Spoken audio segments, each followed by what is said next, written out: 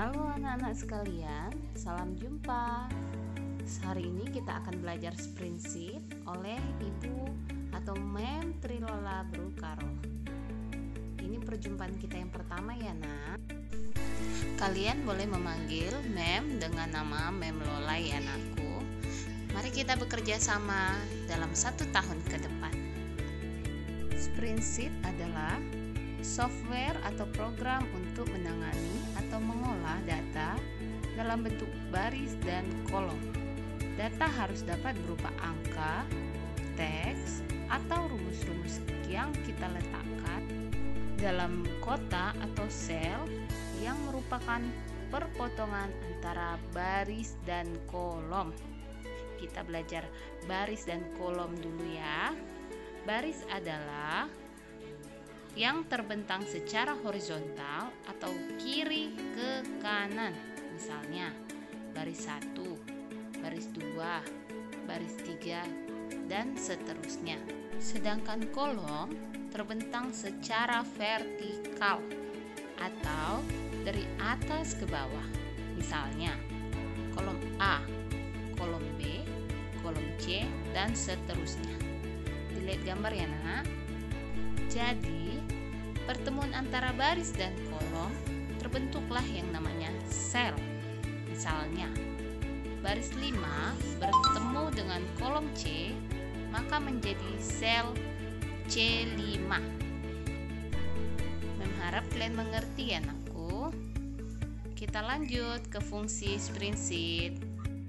Fungsi spreadsheet 1. Membuat tabel. Tabel itu kotak-kotak yang biasanya kalian isi untuk memasukkan data dalam aplikasi perhitungan. Fungsi kedua adalah untuk melakukan perhitungan yang menggunakan tabel. Tabel yang tadi anakku atau tabulasi. Misalnya, kita mau menghitung jumlah barang dikali dengan harga. Jadi jumlahnya 100 dikali harganya 800.000, dimasukkan rumus sama dengan sel B2 dikali B3. Tapi dalam masukkan rumus harus ada sama dengan dan tanda kalinya adalah bintang. Nanti hasil yang keluar adalah 100 dikali 800.000 sama dengan 80 juta.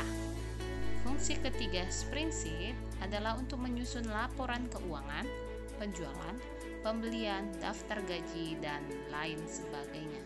Contohnya lihat gambar ya nak. Fungsi ketiga dari spreadsheet adalah membuat grafik. Jadi kita tahu bagaimana pertumbuhan sebuah grafik. Grafik itu contohnya lihat di gambar. Fungsi kelima adalah perhitungan rumus statistik. Statistik itu menggunakan rumus matematika sehingga menghasilkan data tersendiri untuk memperoleh hasil yang diinginkan. Jadi, kalau menggunakan rumus matematika, kita menggunakan aplikasi spreadsheet ya nak. Lalu, di sini kita belajar fitur produk paket pengolahan angka. Jadi, pengolahan angka formula merupakan fitur Excel yang digunakan untuk melakukan perhitungan nilai yang dituliskan secara langsung pada formula atau nilai yang tersimpan dalam sel. Penggunaan formula harus diawali tanda sama dengan disertai kombinasi elemen. A. Nilai yang dimasukkan langsung ke dalam formula. B. Referensi alamat sel atau rank atau nama sel atau rank. Yang C. Operation perhitungan. Dan yang D adalah fungsi atau rumus. Pemilihan produk paket pengolahan angka.